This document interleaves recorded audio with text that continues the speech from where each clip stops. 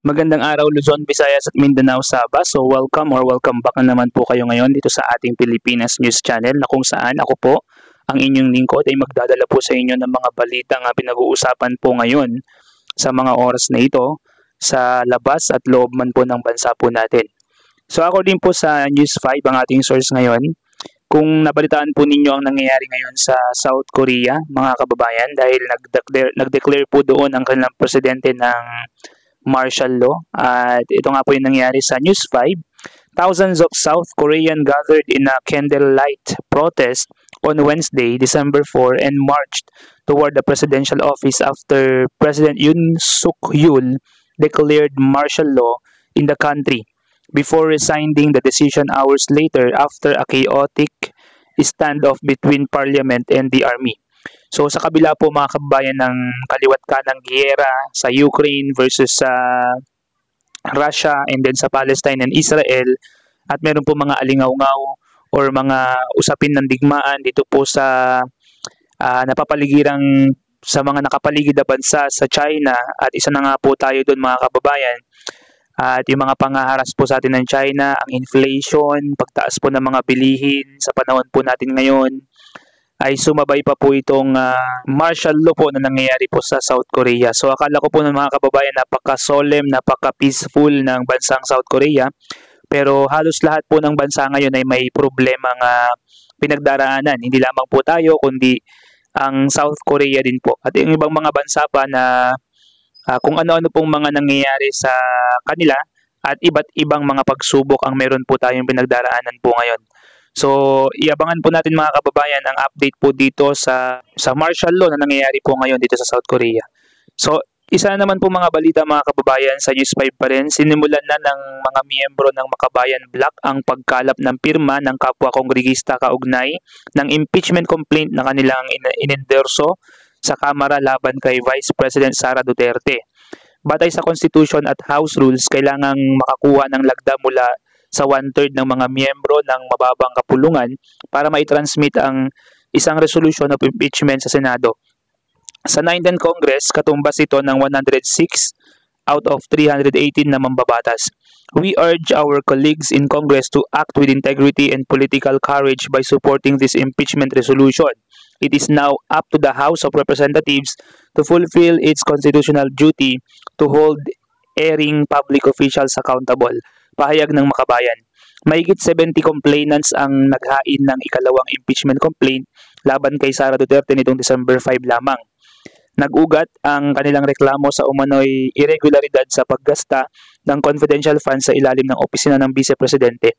So hindi po aabot ng ganitong pangyayari sana mga kababayan kung masagot lamang po sana ng ating Office of the Vice President or mismong si Vice President Sara Duterte ang mga katanungan po sa Kamara. Pero dahil hindi po masagot ng maayos at diretso at nagkakaroon nga po ng mga sinasabing irregularidad sa kanilang paggasta ng confidential funds, ay nagreklamo na po yung mga mambabatas po natin at nagpapapirma na nga po at kumakalap na ng lagda ang ating mga national officers or national government officials para po ma-impeach itong si Vice President Sara Duterte. Kaugnay nga po dito sa impeachment complaint laban po kay Vice President Sara Duterte, sa News 5 pa rin po, no?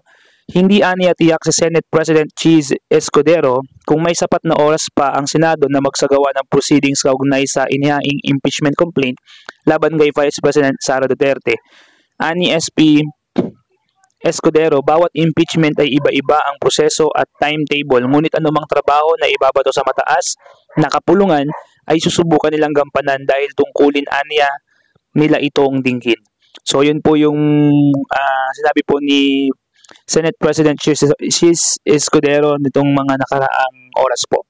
Na ibig sabihin po niya dito na hindi po niya sigurado kung magkakaroon pa rin ng proceedings ang complaint laban po kay Vice President Sara Duterte.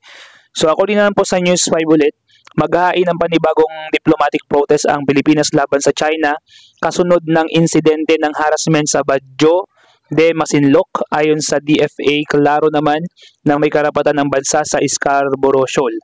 So according po ito dun sa mga nangyaring balita, mga videos na kumakalat sa TikTok at sa Facebook, at sa YouTube Shorts na ang China po na naman ay hinaras na naman ang bansa po natin. Ang mga Coast Guard po natin sa Scarborough Shoal. So alam naman po natin mga kababayan na ito pong Scarborough ay malaki po yung kumbaga 80% or 90% na sa atin po talaga ito. Pero ang China talagang ayaw kahit konti na ibigay sa Pilipinas or pagbigyan ng Pilipinas na mapunta po doon or manatili po doon. At bagkos sila po ay nangaharas po sa ating mga Coast Guards. At last po na balita po ngayong araw mga kababayan sa News 5 pa rin. Naghain ng not guilty plea si dating Bamban Tarlac Mayor Alice Guo sa inihaing kaso ng Commission on Elections, COMELEC, kaugnay ng kanyang citizenship.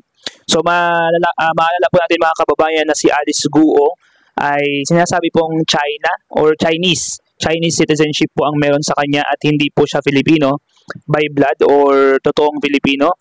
Pero ito po ay nilabanan po nitong si dating Bamban Tarlac Mayor Alice Guo nang naghain po siya sa commission ng not guilty plea. So, yan lamang po mga kababayan, no, yung pong ating nakalap na mga balita. At talaga namang napakaraming mga pangyayari po ngayon na dati ay hindi halos mangyari. Pero ngayon parang nagiging common na lang yung giyera, yung mga impeachment na ito, yung mga martial law na ito na nangyayari sa bansa ng Korea po ngayon at maaaring mangyari pa sa ibang mga bansa. So, update po tayo mga kababayan, no? At kung nagustuhan po ninyo yung mga balita po natin ngayon mga kababayan, pakihit lang po yung like button at ang notification bell para po mag-subscribe na rin po kayo para sa mga updates natin sa video na ito or sa channel na ito. So once again, this is Pilipinas News Channel. Peace out.